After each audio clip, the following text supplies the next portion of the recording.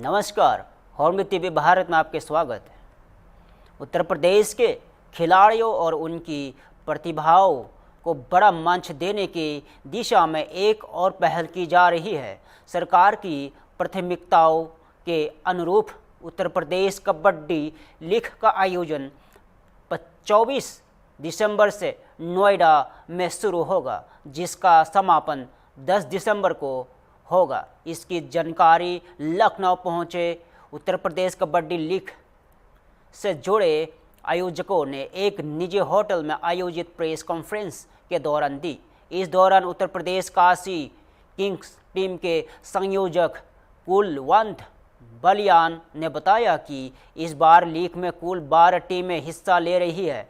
कुलवंत बलियान ने कहा कि उन्हें पूरा भरोसा है कि काशी किंग्स की टीम इस बार शानदार प्रदर्शन करेगी और जीत भी दर्ज करेगी। उन्होंने यह भी बताया कि उत्तर प्रदेश कबड्डी लीग से प्रदेश के उभरते खिलाड़ियों को अपनी प्रतिभा दिखाने का बड़ा अवसर मिलेगा। प्रेस कॉन्फ्रेंस में आयोजकों ने लीग से जुड़ी कई अन्य अहम जानकारियां भी मीडिया के साथ साझा की। इंटरनेशनल प्लेयर है हमारे, और इसमें हमारे साथ में हरिंदर जी हैं और अच्छे अच्छे प्लेयर हमारे साथ जुड़े हुए हैं।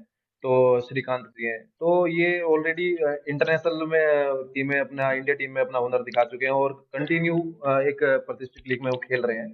तो वो सभी लोग इस लीग से जुड़े हुए हैं और हमारे जितने भी इंटरनेशनल खिलाड़ी जो हैं वो सब लोग हमारी इस लीग से जुड़े हुए हैं और सभी लोग इसमें खेल रहे हैं। उत्तर प्रदेश कबड्डी एसोसिएशन का बहुत सपोर्ट इसमें हमें मिल रहा है और माननीय मुख्यमंत्री जी ने भी काफी अप्रिशिएट इस चीज में कई बार वो कर चुके हैं। 2-3 बार हम उनसे मुलाकात भी कर चुके हैं।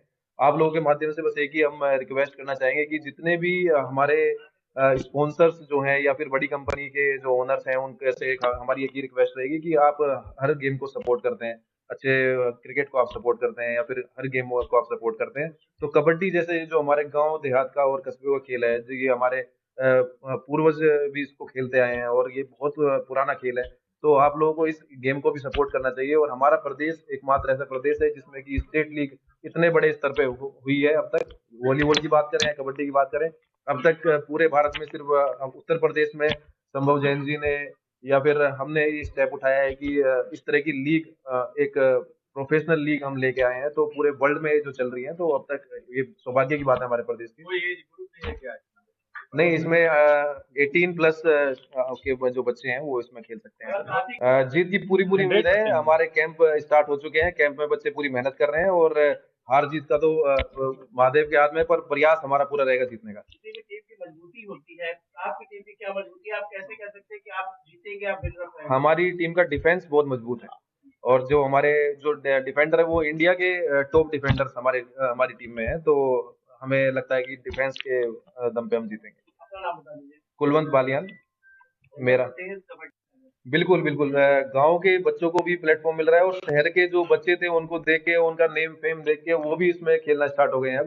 तो जितने भी बड़े स्कूल्स हैं या फिर शहर के जो बच्चे हैं, आज सोसाइटीज में कबड्डी खेलना स्टार्ट कर दिया है लोगों ने और बच्चों ने अकेडमीज ज्वाइन करनी स्टार्ट कर दी है। तो फ्यूचर बन रहा है बच्चों का, अच्छा प्लेटफॉर्म मिल रहा है, तो सब लोग स्टार बनना चाह रहे हैं। कबड्डी खिलाड़ियों को क्या लाभ मिलेगा इससे? कबड्डी खिलाड़ियों को इसमें आर्थिक लाभ तो मिल ही रहा है, साथ साथ में उनको एक एक्सपोजर मिल रहा है, टीवी पे वर्ल्ड में अपने आप को दिखा रहे हैं, अपनी प्रतिभा दिखा रहे हैं और अपना जो प्लेटफॉर्म, जो अपना हुनर है वो देश के सामने रख रहे हैं, विदेशों में रख रहे हैं। तो उससे उनको एक आर्थिक लाभ भी मिल रहा है, प्लस उनको एक प्लेटफॉर्म भी मिल रहा है आगे देश के लिए मेडल लाने के लिए। सरकार का क्या सहयोग मिलता है? सबसे बड़ा चैलेंज ये होता है कि जब आप लोग इस तरह की लीग कराते हैं तो सरकार का सहयोग बहुत अपेक्षित होता है। उत्तर प्रदेश सरकार किस तरह से सहयोग कर रही है और क्या कुछ आपको लग रहा है कि क्या आपको आगे बढ़ने में सरकार सहयोग कर रही है या नहीं?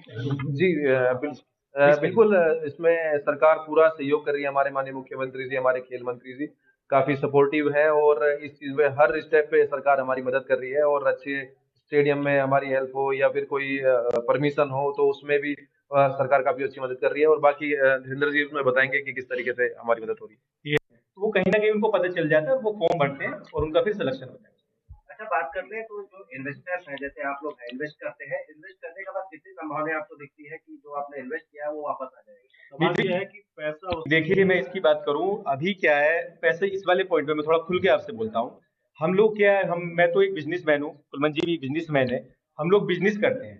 लेकिन बिजनेस करने के साथ में जो हम लोग सोचते हैं वो हम ये सोचते हैं कि हमारी जो एक्चुअल कामयाबी है वो कामयाबी ये है कि जो सोशल रिस्पॉन्सिबिलिटी होती है, मैं उसकी बात कर रहा हूँ। एटलीस्ट हमें जो हमारे गांव देहात से जो हमारे बच्चे आते हैं, क्योंकि ये दो गेम ऐसे हैं, एक कबड्डी और एक वॉलीबॉल, ये इंडिया में मुझे नहीं लगता कि ऐसा कोई गांव होगा, कुछ ही गांव ऐसे बच्चे होंगे जिसमें ये गेम नहीं खेला जाता होगा।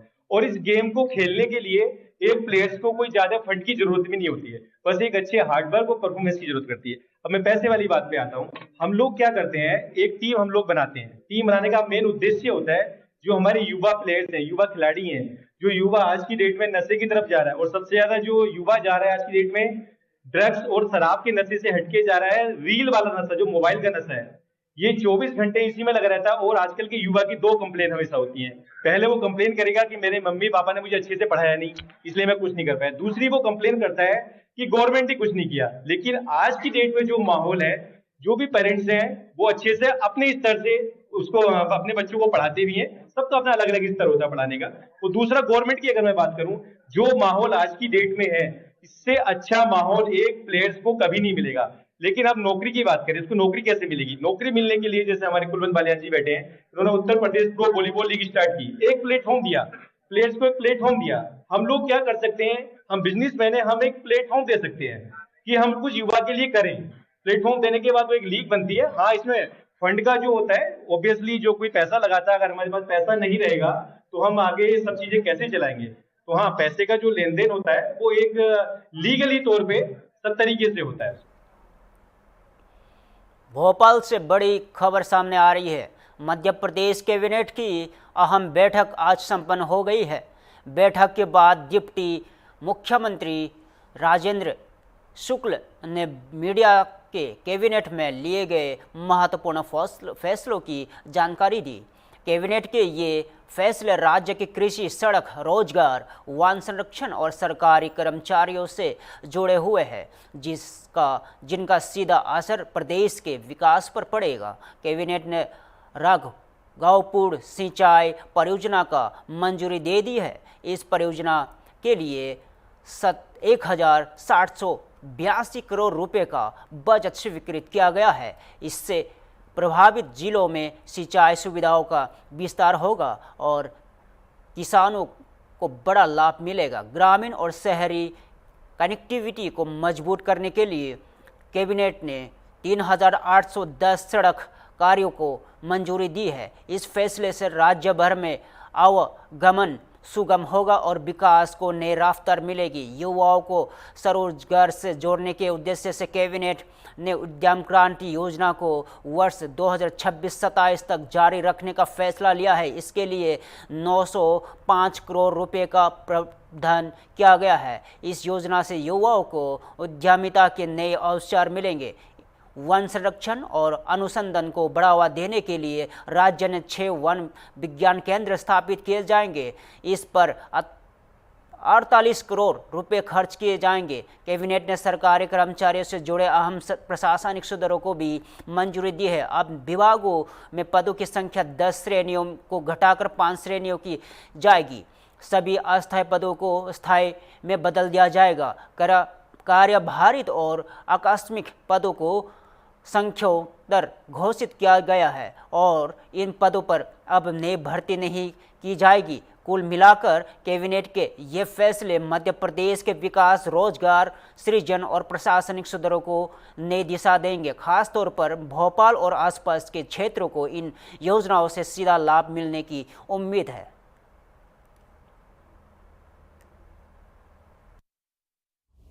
कैबिनेट की बैठक संपन्न हुई है, जिसमें कई महत्वपूर्ण निर्णय लिए गए हैं। अपर नर्मदा परियोजना, राघवपुर बहुउद्देशीय परियोजना और बसानिया बहुउद्देशीय परियोजना के डूब प्रभावितों के लिए विशेष पैकेज जो प्रावधान था, उसमें 1782 करोड़ रुपए और विशेष पैकेज के रूप में स्वीकृत हुआ है। इससे 5512 करोड़ की 3 जिलों की अनूपपुर, मंडला और डिंडोरी की सिंचाई योजना का काम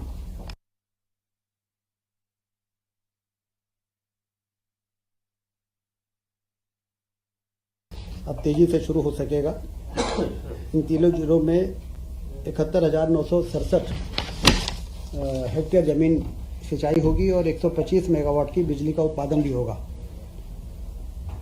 कुल मिला के डूब प्रभावितों के लिए एक बहुत बड़ी राहत विशेष पैकेज के द्वारा आज स्वीकृत हुई है।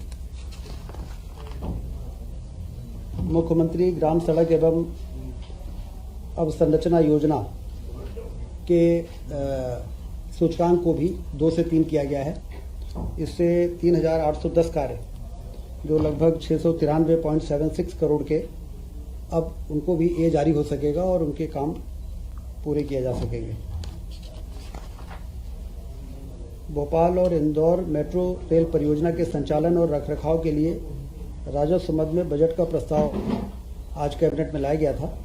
25-26 के लिए 90.67 करोड़ की राशि का प्रावधान किया गया है, क्योंकि जैसा भारत सरकार के साथ MOU होता है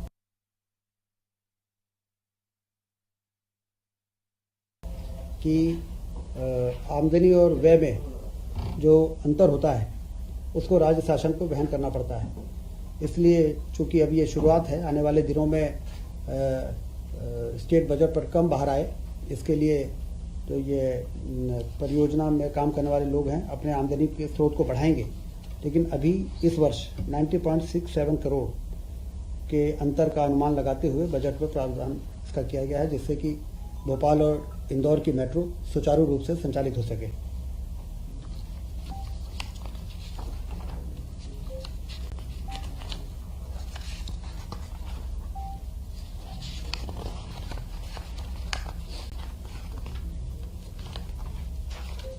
मुख्यमंत्री उद्यम क्रांति योजना 26-27 से लेकर 30-31 तक निरंतर रखने का प्रस्ताव था, जिसको मंजूरी मिली है। उद्यम क्रांति योजना से काफ़ी लाभ मिल रहा है निवेशकों को। इस योजना के अंतर्गत 905.25 करोड़ के व्यय के लिए भी स्वीकृति आज कैबिनेट ने दी है। योजना के तहत प्रदेश के 18 से 45 वर्ष के जो स्थानीय युवा को स्वरोजगार हेतु 50,000 से 50 लाख तक का ऋण बैंक द्वारा स्वीकृत किया जाता है। शासन द्वारा 3% प्रतिवर्ष ब्याज में अनुदान तथा 7 वर्ष तक ऋण गारंटी फीस अनुदान दिया जाता है। इस योजना को आने वाले 5 वर्षों के लिए सैंक्शन किया गया है।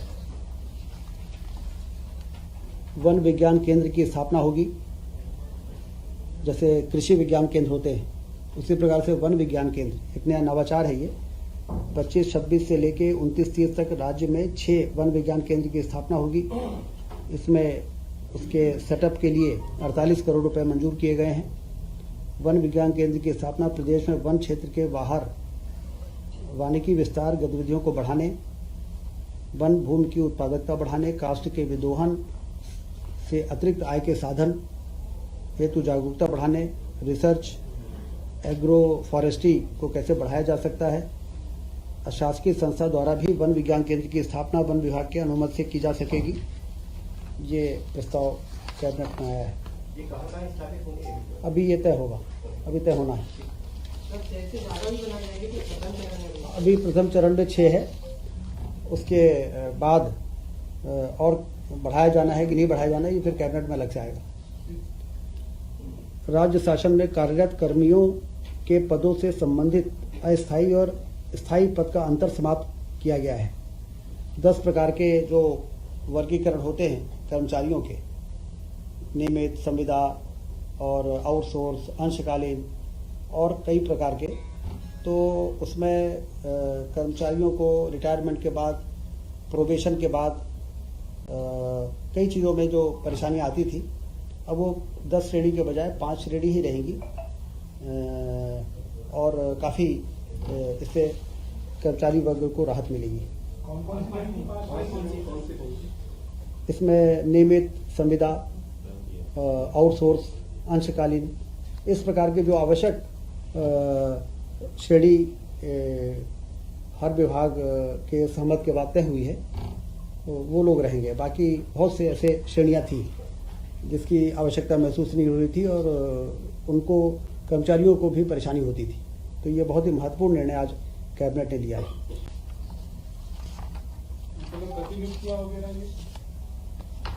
प्रतिनियुक्ति वो इससे संबंधित नहीं है। आज जो ये निर्णय है ये काफ़ी लंबे समय से आने वाली परेशानियों को ध्यान में रखते हुए ये किया गया। कुल मिला के कैबिनेट में आज ये एजेंडे थे। फिलहाल के लिए इतना ही। ताज़ा खबर देखते रहे होमी टीवी भारत।